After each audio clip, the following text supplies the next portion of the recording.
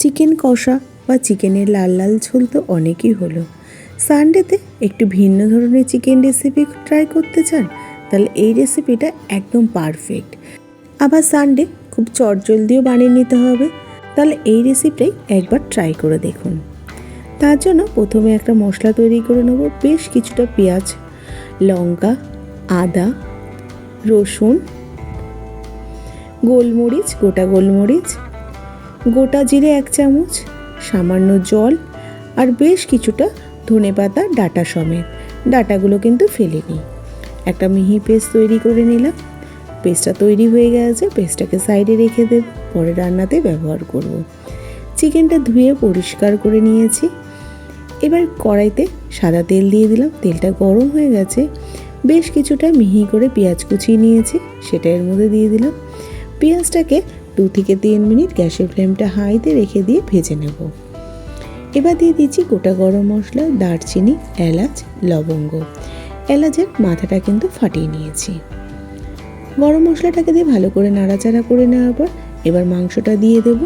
গ্যাসের ফ্লেমটা হাইতে রেখে দিয়ে 7 থেকে 8 মিনিট সময় ধরে মাংসটাকে ভালো করে নাড়াচাড়া করে নেব।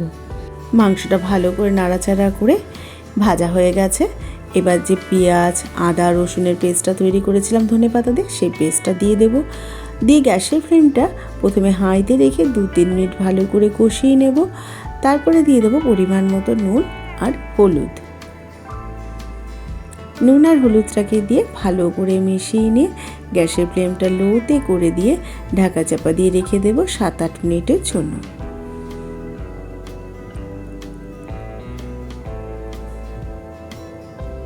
7-8 মিনিট হয়ে গেছে, ঢাকাটা খুলে নিলাম। মাংসটাকে আরেকটু নাড়াচাড়া করে নিচ্ছি।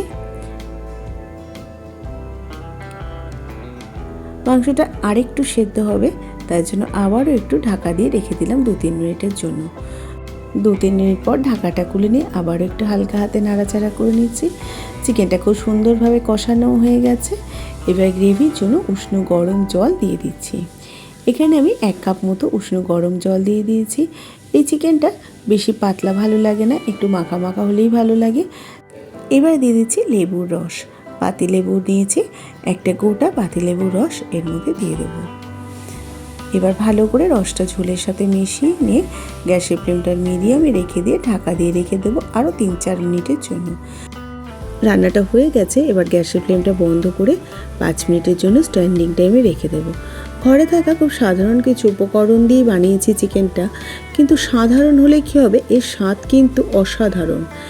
একবার এইভাবে চিকেন বানানোর অনুরোধ রইল। কথা দিচ্ছি খেতে কিন্তু দুর্দান্ত লাগে। তাহলে আজকে এই পর্যন্ত। আবার হাজির হয়ে যাব নতুন কোনো রেসিপির সাথে। ভালো থাকবেন, সুস্থ থাকবেন। ধন্যবাদ।